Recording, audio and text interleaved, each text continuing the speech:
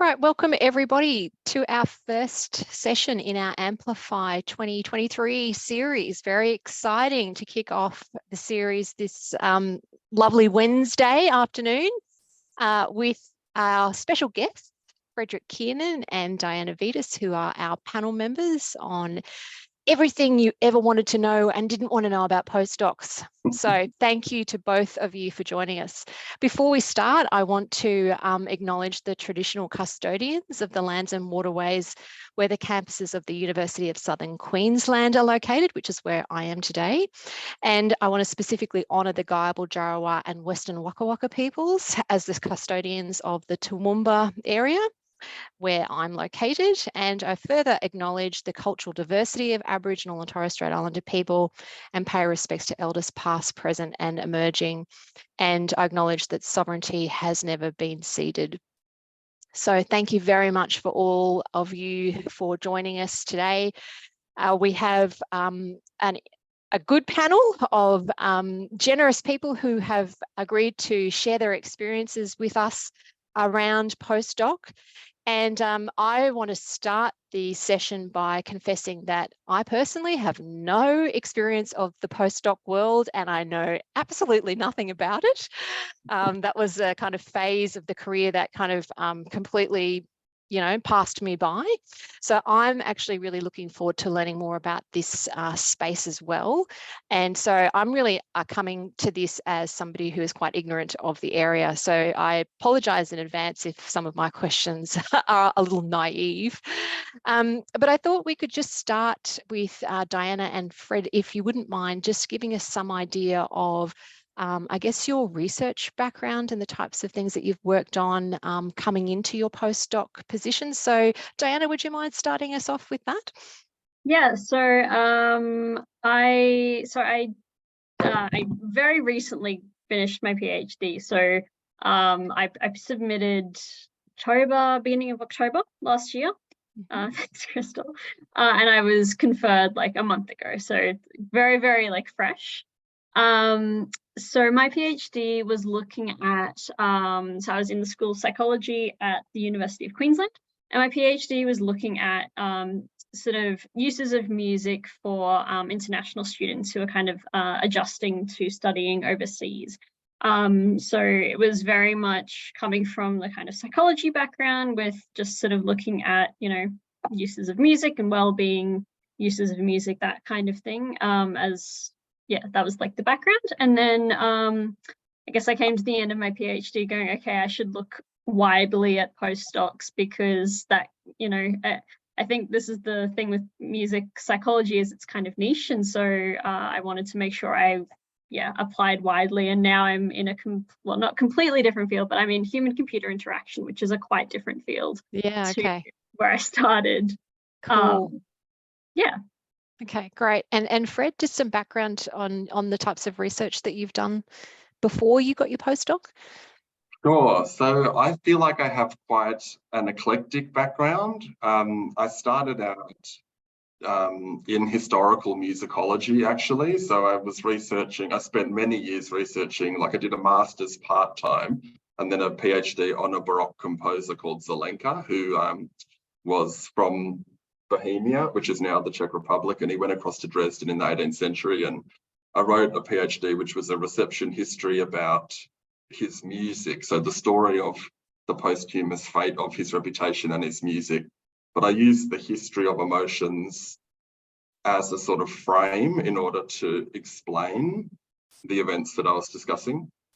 So within that, I sort of got across emotion theory in psychology and music psychology and in sociology and different disciplines. But ultimately it was a PhD in music history.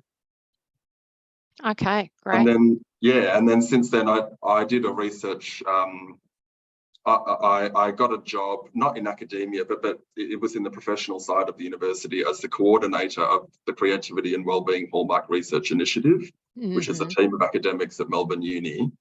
And then when I graduated from the PhD, I got a research fellowship there. So that was in a way kind of a first postdoc. And now I have a Melbourne postdoctoral fellowship, which is a 3-year full-time research fellowship at Melbourne Uni.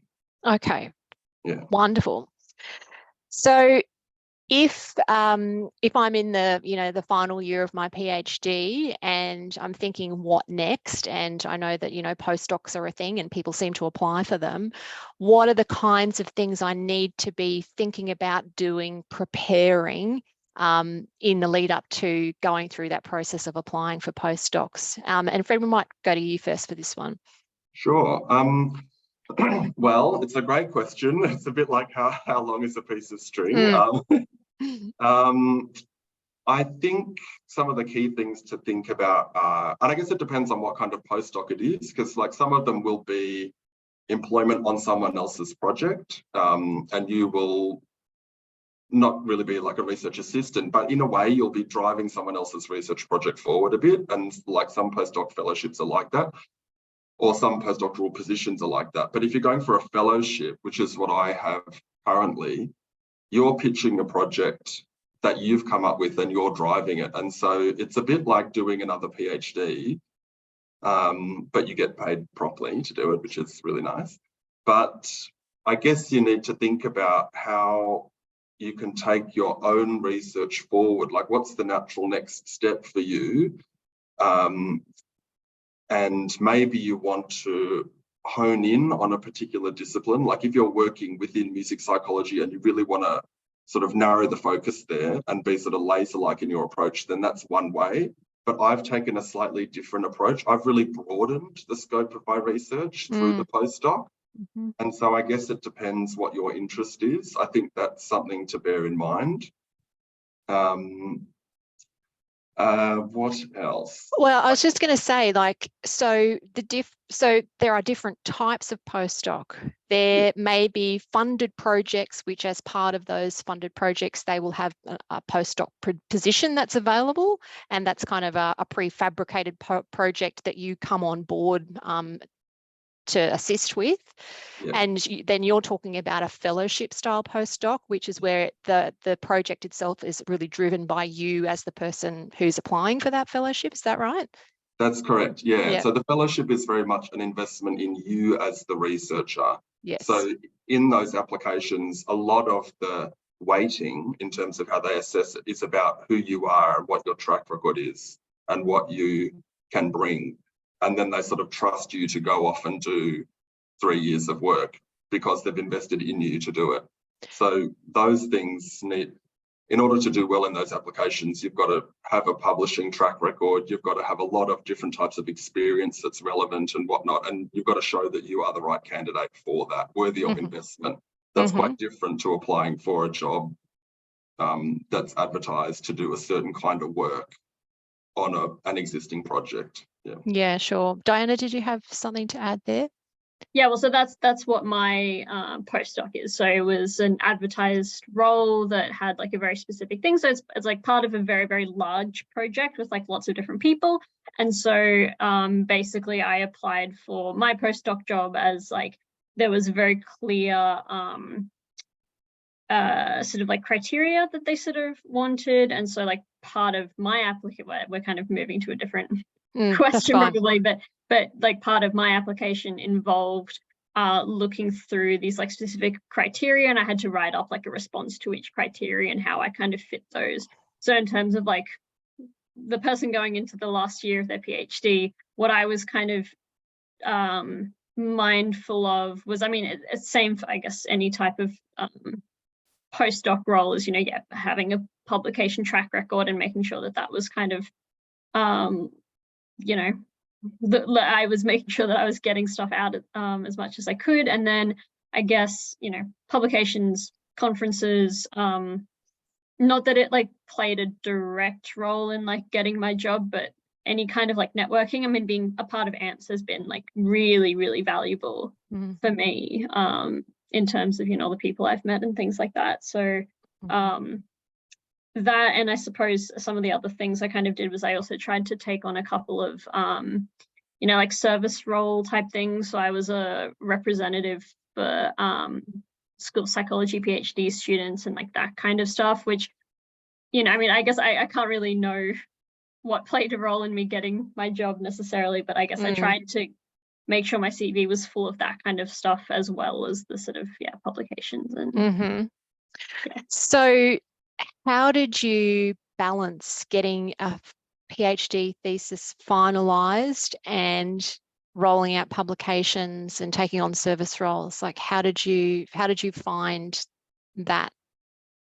And you know, how did you manage to kind of keep everything moving forward? Because that's a lot. Me first? Or? Yeah, Dianna, you can go first. Yeah, well, so I was like really mindful of this kind of going into the last year of my PhD. And I guess, and I also started applying for jobs probably like quite early. And so I was also then I started my postdoc before I finished my PhD. So balancing all of that was an interesting challenge. But I guess just, I'm going to say making sure my time management was really good. And I do not have good time management naturally. Like that's something that I very, very much struggle with. But yeah, I think just prioritizing the publications ultimately are kind of the priority. And those other roles, you know, like the service roles are usually only like a couple of hours a month, really, at least the ones that I signed up for. And I did kind of drop back on them a little bit as I was getting close to submission. Yeah. And this is for both of you, but do you think that most people kind of turn their minds to applying for postdocs in that last year, or do some? I mean, I'm sure that people finish their PhD and then might apply for one down the track, or you know, there's no real hard and fast rules around that, I imagine. Your timing was a bit different, Fred, wasn't it, to Dianna's in terms of finishing your PhD and. Yeah, so I finished mine at the end of 2019, and then COVID happened, and so that was a little bit that was extremely unsettling, let's be honest. And the scheme I ended up getting a place in was an internal Melbourne Uni scheme that they invented because of COVID in order to retain talented grads. So it didn't even exist at the time that I was sort of finishing. Right. So I honestly wasn't sure what would happen next. And I think I completely agree with everything Dianna said, and I'd say that during your PhD, if you're thinking about what the next steps are, just try to absorb as much as you can about how universities work. So like I worked in the research office for a bit, and I was like entering publications data and helping with the ERA submissions, where the big review exercises that we do, except I don't think they're doing them anymore. But like this research admin stuff is really helpful because it can help you see how things work under the hood a little bit. And that really helped me, like working out how to classify what I was doing precisely. Which kind of research output am I producing? What are the other types? Can I maybe record those too to sort of make my CV a bit more impressive and whatnot, you know? So that's my advice, is just to get amongst it as much as possible and learn everything you can, and have, if you can, work closely with a mentor. And I did that during my PhD, and I just learned so much. Look, I think they are really great pieces of advice. You know, even as somebody who's been in academia for a while now, I've found coming into academia, it's a very opaque, kind of mysterious world, and it takes quite a while to reveal itself to you in terms of the inner workings. But there are ways that you can kind of fast track understanding how that world works. And I think getting on committees as student representatives is a really great way to start to understand, like you said, Fred, how things kind of operate beneath the hood. And there are amazing opportunities actually for students, particularly even at, we call it academic board level. Some people call it academic Senate. Some universities call it the Senate, but it's kind of like the peak body for governance in a university, and they always have HDR student representatives. If you can get on something like that and then sit on the research committee, you will learn so much about the world of research and how it's administered. And honestly, having that kind of, I can see how having that kind of experience would be very attractive as somebody who's applying for a postdoc. So yeah, really, really great advice there. So In terms of the application process, again, this seems to probably depend on the type of thing that you're applying for. So, Dianna, you mentioned having to kind of speak to, say, selection criteria. That's its own type of process. Then, Fred, you're actually putting together, I guess, a project proposal. Do you want to speak to that aspect and the type of work that's involved in putting something like that together? Sure, yeah. So it was, so what was involved? So it was a bit about me, it was a bit about my track record. It was, so not a standard job application. It was really about me selling myself in a document, like sort of gathering all the bits of information about myself that I can find and just sort of bringing them into this one document that says, Fred is great, give him money, you know. Which is always so much fun to have to do, isn't it? It's really weird. Awful. It's really weird. But you do have to sort of make that leap. Yes. And say, okay, I am not my work. This is my work. It is this or that. Some bits are good, some bits are less good. That's sort of an objective description. And then, like, once you see it like that, then it becomes easier to sort of just prepare. But yeah, so I had to, it takes a while to come up with a good project, I think, because you can't waste any words. So if you're thinking about doing it, like, just start getting words down and finesse. Give yourself time for that. But in terms of what I had to sort of do, I had to demonstrate that I was eligible, and that's real. You really have to check that, because I've been burned in the past writing whole project applications for things that I didn't realise I can't even apply for. So that's step one. Yep. And then I had to demonstrate that the idea that I had aligned with the strategic goals of my faculty and also of the university as a whole. So I would get onto the website of the place where you want to be and get the text about their strategy. It's usually on the website or there's a document. And show that what you want to do aligns with the place that you want to be. Without that, they will sort of maybe get put off a bit. I had to talk about the methods I wanted to use, but in non-expert language, so very plain. They don't want too much technical blah. The expected outcomes, I had to think about what the point of it was, what's going to happen as a result of this.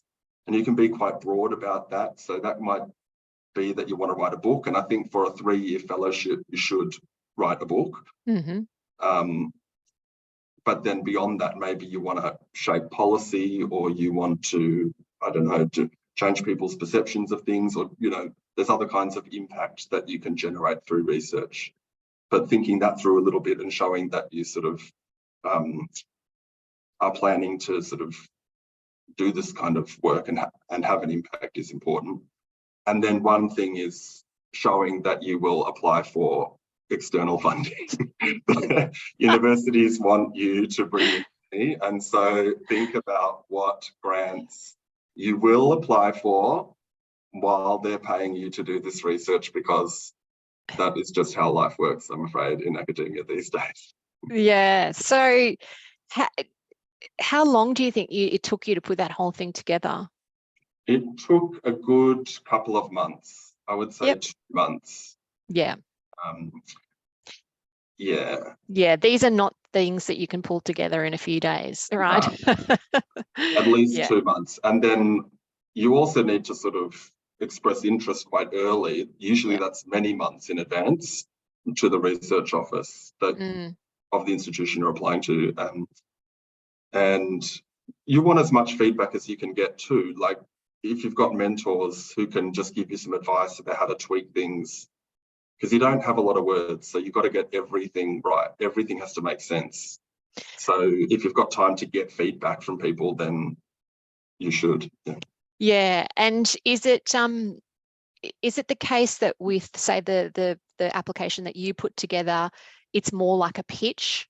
You know, it's more about pitching you as the person to back. That's correct. Yeah. Yeah. That's exactly what it is. Yeah.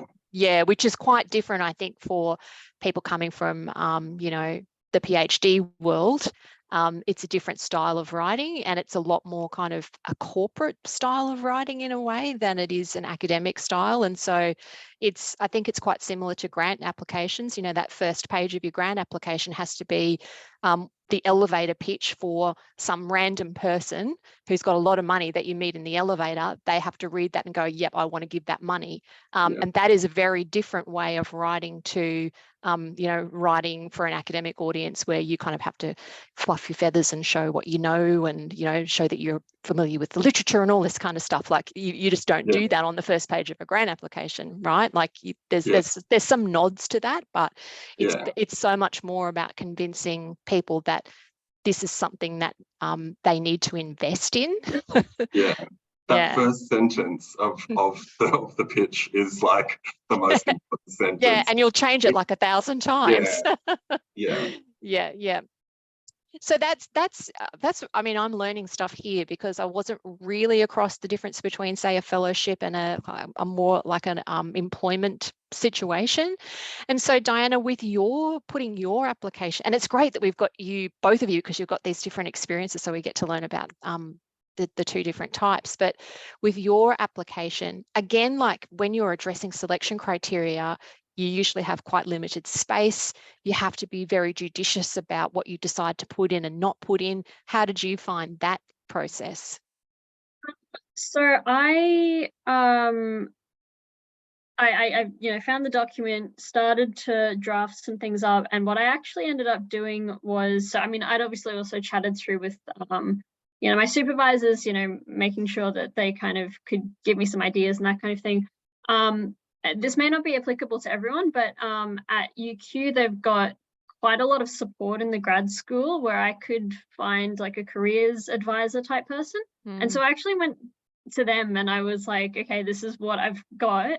And especially because I was applying for something that was, you know, a little outside my field, I kind of looked at the selection criteria, and there were definitely things that, like, okay, well, I don't really have that skill yet, or I have an adjacent skill, or I have the beginnings of that skill, but maybe not to the level that they would want necessarily. But how do I kind of word that in a way that's not just, I don't have that skill, but you kind of want to word it more like, no, like I have this adjacent skill, or I have some other skill that I think I will be able to build up this criteria. So that was incredibly valuable, and I like highly recommend doing that kind of thing if it's like possible through your institution, because I suppose, I mean, not to the same level as writing up an entire project proposal, but it's still a very different style of writing to the kind of thing that we would normally do, because it's still, like, I am amazing, look at this, look at all this stuff, which is a very like unnatural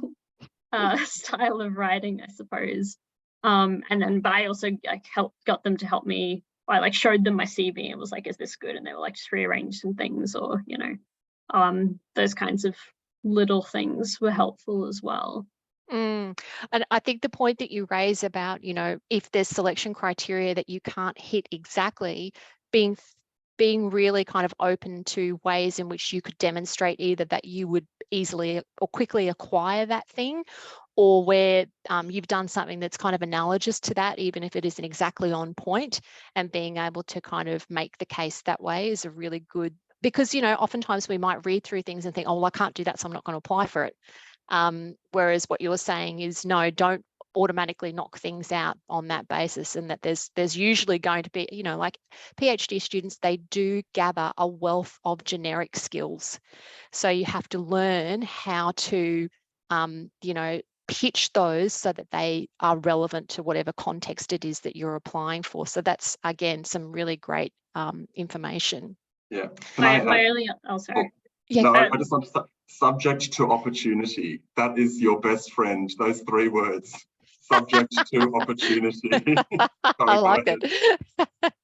Go ahead, Dianna. I was just going to say that I guess that's like one other thing that I kind of did during my PhD was, I mean, tutoring, like for teaching experience, which isn't directly relevant to having a postdoc, but is still like a good skill. But I also did a fair amount of RA work for like different people within my faculty, and that was also quite valuable because it also kind of gave me, again, still like fairly preliminary skills, but I could kind of touch on it quite a few things from my RA work that, you know, even though it didn't lead to a publication or it didn't lead to those kinds of things, was still sort of, again, those general kind of skills that are still really, really important for going into a new role. So if we turn now to your views on what you think people need to have on the CV or in their track record to be competitive. So I'm assuming that, like everything else in academia today, postdocs are highly competitive, they're highly sought after. What are the types of things that you think you might need to kind of stand out from the crowd? I heard a horrifying thing from our Dean of the Graduate Research School the other day where they had an applicant for one of our international PhD scholarships who had a H index of 38. Like, right, everybody else is just going to pack up and go home. But, you know, like, that's an extreme example, but I suppose, you know, we have to kind of make peace with the fact that it is a highly competitive environment. And I'm assuming for a lot of postdoc opportunities, even if they are based in Australia, they may be open to international applicants as well. So, you know, having a publication track record seems to be a given. What are the other things that you can do to kind of stand out from the crowd in terms of you know, your track record and your experience? Fred, do you want to go first? Sure. H index of 38. Oh my God, that's just melting my brain. I guess on that point though, I would say, like, my background's in music history and musicology. So, and now I'm working more on loneliness and music and emotion and just like really different things. So I think the reason why I bring that up is because a lot of the historical stuff I've got about 20 publications about this Baroque composer that no one will ever cite, or maybe like occasionally they will. But you do have to demonstrate that your work is excellent. That's, I think, the first thing. It has to be excellent. And so there's different ways you can do that, I guess. Like if you don't have a super huge H index, all right, what else can you say? Like, was your work awarded, or in what other ways can you demonstrate your peers view your work as excellent? Have you been invited to speak at a conference? Say that. I think the key thing there is, if you're applying for a fellowship, at least, you have to focus on demonstrating that your work is excellent. I think you have to demonstrate that you can collaborate. I think that's more and more important. And on Diana's point about doing RA work during the PhD, I did the same. I did quite a lot of research assistant work. And through that, I just met all these different people, and it actually changed the trajectory of my PhD quite a lot. And I didn't really know what my PhD was about until like the last week before I submitted it. But then I got a prize for it. But it was through that process, I met all of these different people, and then those relationships have now fed into what I'm doing now. And I can say that I've done a lot of different types of collaboration in interdisciplinary teams, and that goes a long way, I think. Like in any job, I mean, academics have to work with people. You've got to hire people that can work with others, you know. So I don't know how often that happens in academia, but like, it goes a long way. If you can show you can collaborate, that's a thumbs up. Yeah, fantastic. Dianna? Yeah, I think one of the things that came to mind as you were speaking there was also just kind of about collaboration, and also I think, you know, we're talking essentially music psychology is a very like interdisciplinary thing already, and so I think you know, being able to demonstrate the ability to work across different disciplines, or you know, be able to collaborate with people in different disciplines. So yeah, again, like I didn't have my research assistant work probably didn't lead to like all that much necessarily, but you know, I did work with people in other schools, not just within the School of Psychology, and so that kind of also, I think kind of influenced how I could demonstrate my ability to collaborate and that kind of thing. trying to think of what else sort of need to demonstrate. I guess, yeah, a lot of the other things that we've sort of touched on, like, yeah, like prizes and things are great. I don't really have much of that. But just general, like presenting at conferences and being able to talk about your work and meeting people that way. And what about collecting, you know, because this is a big thing once you actually get into I guess any job really is like collecting evidence of the quality and the impact of your work. So, you know, even as an RA, you might receive an email from somebody that you're working for saying, oh, you know, thank you so much for doing such a thorough job. You know, you've really helped to steer this project in an interesting direction or whatever. Like, you know, collecting things like that so that you can weave them into applications as well, like quotes from people and stuff. Is that of use, do you think? I think so. I mean, I think it depends what it is, but like when I've had to talk about teaching experience, for example, I've definitely used some quotes to sort of testify to how brilliant I am as a teacher. Yeah. What else? Yeah, actually, I did. I quoted some of my examiners' reports in my application. You know, yeah, stuff like that. I'm just thinking of ways that you can demonstrate excellence, even if you don't have the number necessarily to, I think you've really got to ask yourself, who cares? Like, who cares about what you're doing? And make a list of them. And then think about what information you can get from this community of people who cares about what you're doing. And that could just be, you know, any kind of thing. But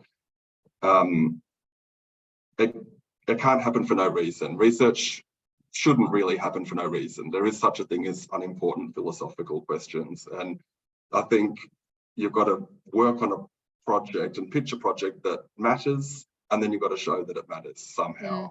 Yeah, that's a bit broad advice, I know, but. Okay, so let's turn to, maybe Dianna, I'll ask you this. So you're currently working in a postdoc position. What's a typical day entail for you, if there is such a thing? So I am, like I said, I'm sort of working on a project that's quite a big project, and it was, you know, like an advertised role. So, you know, when I first sort of came onto the project, it was kind of catching up on where everything was at, and now it's a lot of, I guess, you know, quite similar stuff to PhD. You know, doing a lot of data collection and writing up. You know, writing up some data that was previously collected and that kind of thing. So my typical day would just be, at the moment, I've been in the field and actually starting data collection, which has been really exciting. So that's kind of been the main thing. And then probably, like, you know, as the year goes on, it will be a lot of writing and that kind of stuff. But yeah, I mean, I've been enjoying it a lot.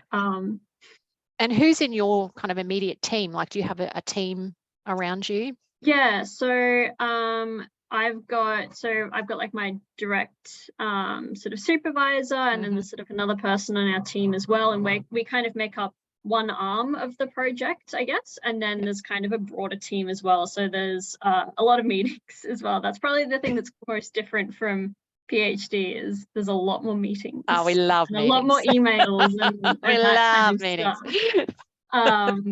So yeah, that's probably been like the one kind of biggest difference, I think. I'm not sure what else to add to that. So that's great. What about your days, Fred, at the moment? It's pretty weird, I've got to say. It's like doing another PhD. Yeah. And I guess that's something, I mean, I chuckle, but actually that's quite, like, really think about that. Doing a PhD is hard, mentally and emotionally exhausting a lot of the time, and can be quite isolating. And in all seriousness, doing a postdoc that is a fellowship is the same. It's the same. A lot of my days actually are spent alone, surrounded by literature that I'm not sure if is going to be relevant one day, or, you know, and building this big thing that will eventually become a book. And you basically get a lot of money and get told to go away and come back in 3 years with the finished thing. And that is tough. It's kind of what, in a way, it's more pressure, isn't it? Because you're being paid to deliver on this time. Yeah. And so I've got to say, it's not always that easy. So I've got to really watch my mental health. I've got to be proactive about putting some supports in place so that I've got a bit of guidance, regular contact with people. It sounds different. And it's ironic because I'm researching loneliness. So it's yeah. So you don't have anyone in, like analogous to a supervisor who's kind of providing guidance for this project? Like it's self-guided? It's self-guided. I do have an academic supervisor who I have to report to every year in the review process, but that's every academic has to do that, regardless of what kind of job you have. And that's really all it is. And so it's like doing a PhD, but without a supervisor. Yeah, okay. And so there's you've got to just make sure that you're doing okay. And like for me, I've got to make sure that I have breaks and just like look after myself, because no one's going to tell me to. No one's going to tell me it's okay or not okay. I've got to just decide it's fine and that I'm not contactable, And that's a bit hard, actually. Yeah. And in terms of like deliverables or KPIs or anything like that, is that just only tied to that kind of annual performance process for you then, Fred, or? Yes, it is. Well, I believe so. I'm coming up to the end of the first year, so I haven't actually had my first one. Okay. I hope so. That's how I understand it. Yeah. Yeah, I think in terms of like the benchmarks for my progress, it's tied to the initial pitch, like what I said I was going to do. Am I doing that? And if there's changes, which there always are, how do you explain them and justify them? So it's basically just publish a lot, communicate, so conference, and stay mentally healthy as much as possible. But it's very different scenario to the one that Dianna's currently in, isn't it? Yeah. I have a lot of structure, which I think coming straight out of my PhD is a really, really good thing. I think I would I don't know that I think I would have really struggled to like put together like the kind of pitch that you were talking about for, a fellowship while still doing a PhD. Like I think that would have, I suppose people must do it, but that would have been really overwhelming, I think. Whereas it's quite nice to kind of go into something that's very structured, but I guess the difference then is I'm not really doing like my own research necessarily. So I guess there's like pros and cons to that kind of setup. Yeah.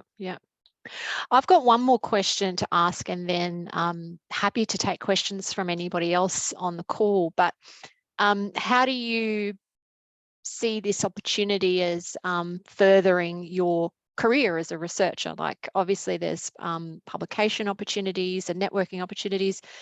How are you kind of making the most of these opportunities to really build that that research career trajectory? Dianna?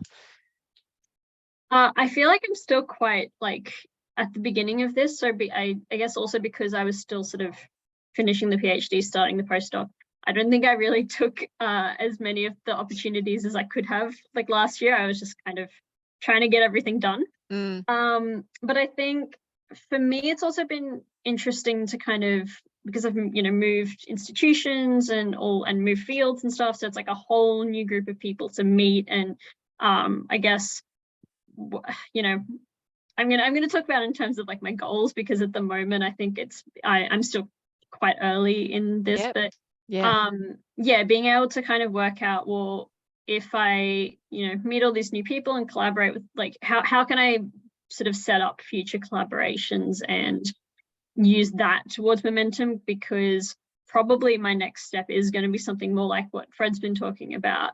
That seems like the most logical next step. So how do I kind of prepare for that and put myself in the best position for that? And that's going to be, making sure I've got good supports around me and finding people to collaborate with. And all that kind of stuff, I think. And do you feel any need or, I guess need's the word, to kind of have a hand in any teaching or anything like that at the same time? Or do you feel like it's okay just to put that to one side?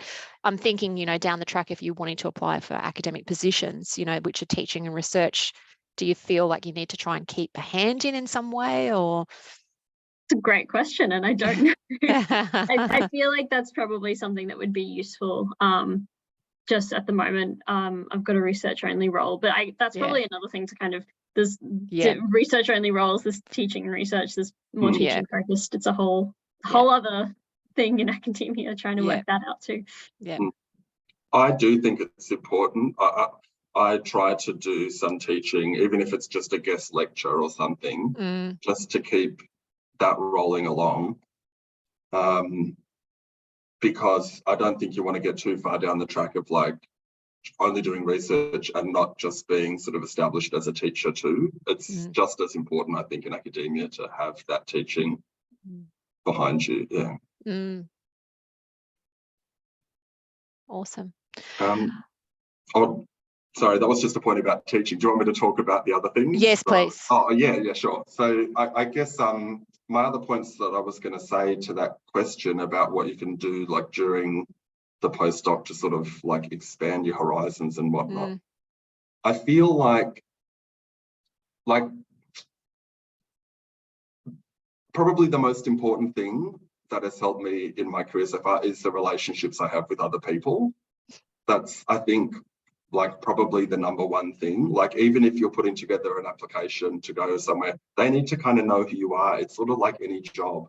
So I really am trying to be as flexible as I can with the kinds of things that I'm working on to build relationships with different groups of people. And so now I'm working on things that I just had no idea that I would be working on them, but somehow they've just appeared out like on the horizon because I did something or I had a chat with someone or someone read something that I wrote, So I think networking, I just hate the word because it sort of doesn't really mean much until you add more detail, but just letting people know who you are and being interested in what you're doing and communicating is like crucial. And then just being a bit flexible about what can happen next, not being too fixed. But that's just one way, because actually I see a lot of academics have a lot of success by being laser precise in their focus and not diverting from the path. And you can do it that way too. But for me, I'm kind of everywhere. And that it's got its own like downsides. Like there's a chance maybe I'll slip through the cracks actually and not really be seen as, like I might be seen as a jack of all trades rather than as a master of my discipline, I think I'm in the same kind of boat. Really? Yeah. Yeah. And so there's different ways to do it, I guess. But I think your network is going to be the most important thing that determines how your career goes, I think. Yeah.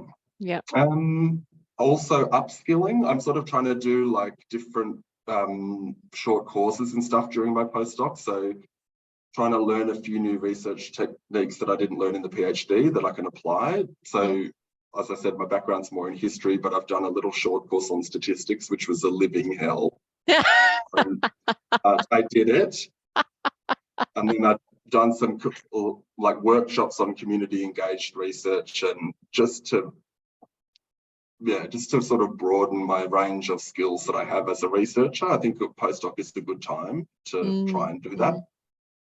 And getting advice about external grants, I think, is really important. So you can do that with, like our Associate Dean Research has said, here's my email. If you want to talk about how to get a grant, email me. I'll have a one-on-one conversation with you. So I'm definitely doing that. But also there's a grants library in our university. So you can actually go and search their applications, like successful applications from the past, and use them as models and see how they're structured and whatnot. So just having a look at how that works is wow, that's fantastic. Yeah. Dianna, did you have any other things you wanted to add? No, except that I'm writing down that there's a grants library. Yeah. I know about. Yeah. I'd love to see that grants library. I'm probably the only thing I'm going to say is I agree that like postdoc is a great time to be developing other skills. So I'm working, I'm doing qualitative research that I was never doing before. And so that being able to like have, because the postdoc is just the next step on from PhD, right? You're always still going to be learning new things. So I think that's kind of important to keep in mind. And I've really found that useful to be able to now have multiple different skills, which I guess will come into whatever happens next. Great. Okay, do we have any questions from anyone? Or any comments from anyone else who's got experience with this phase of the career?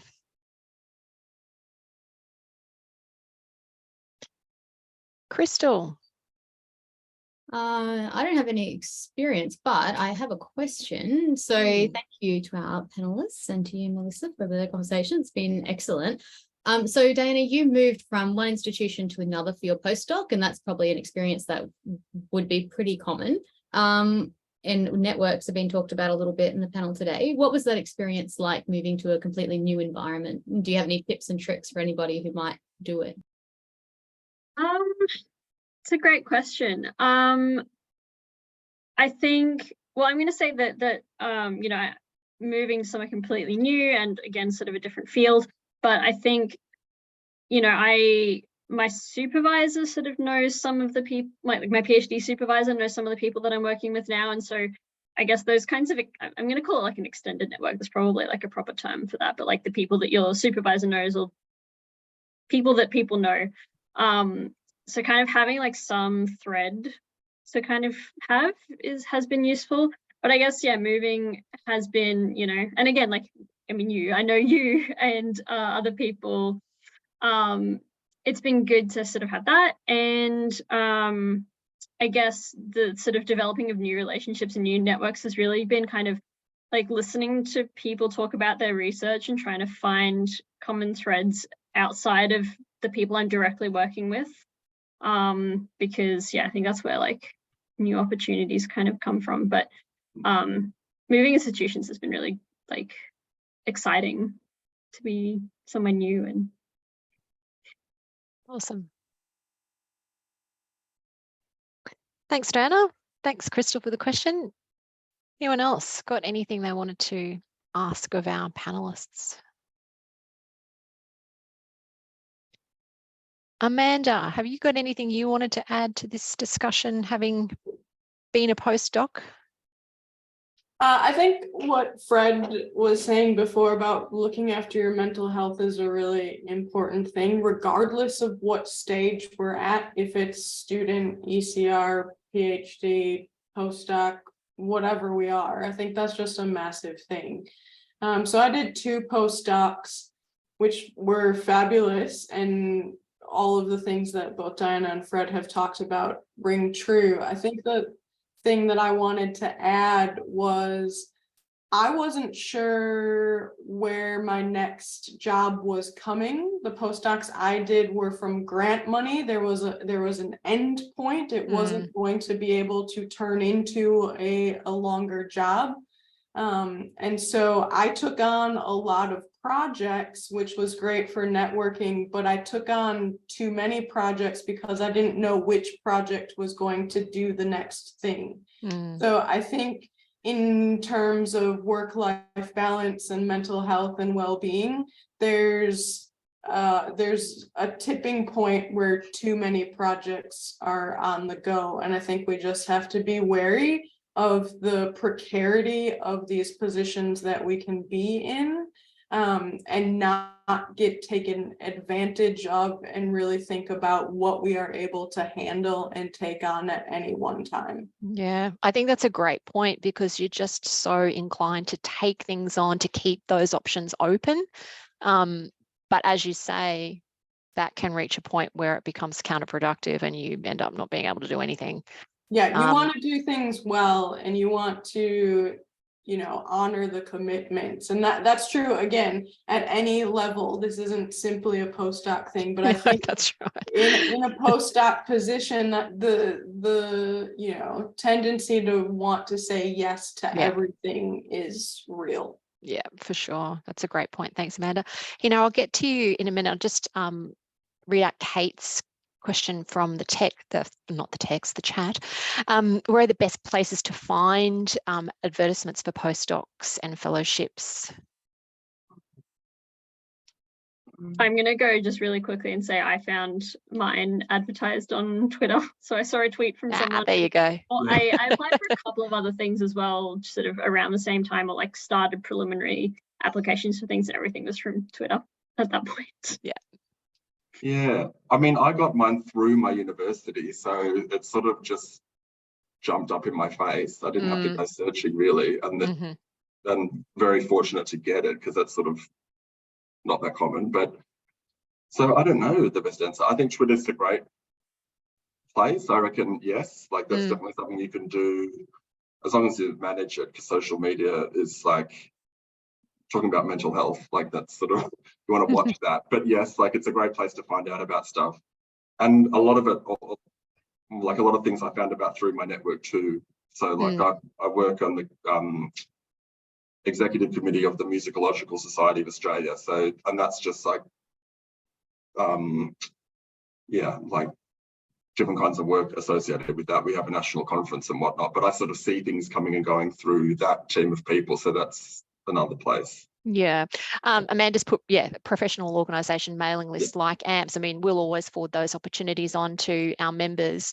But I do see things coming across, like Crystal said, Seek or Times Higher Education jobs. Like if it's a funded project where they have like roles that need to be filled, they will often just advertise those like they would any other job. So, you know, get onto those mailing lists and fill out your preferences for postdocs and have those things kind of automatically coming through to you. Hina, did you have a question that you wanted to ask? Yes, and yeah, you can call me Anna. I have two names. Oh, cool. Yeah, thank you so much, everyone, putting this together. And I have a question just for anyone who has experience with applying for postdocs, because I know rejection is common. Is it possible, is it common that we could ask for feedback when we're rejected, or is that something that doesn't happen at all and you can't ask for feedback? I don't know, actually. I don't know. I've never done that, so I can't say. But I certainly would try. I would give it a go because it's a very reasonable thing to ask. And I think you could probably learn, you know, like if you do get some feedback, then I think that would be really helpful. So I would just do it anyway and see what happens. Yeah. And I would imagine if it's through a university, you know, if you're being employed by a university, then they will have like administrative processes in place for you to ask for feedback, if you're part of any kind of recruitment process. So certainly always worth asking, say, the HR department for some feedback if you are unsuccessful.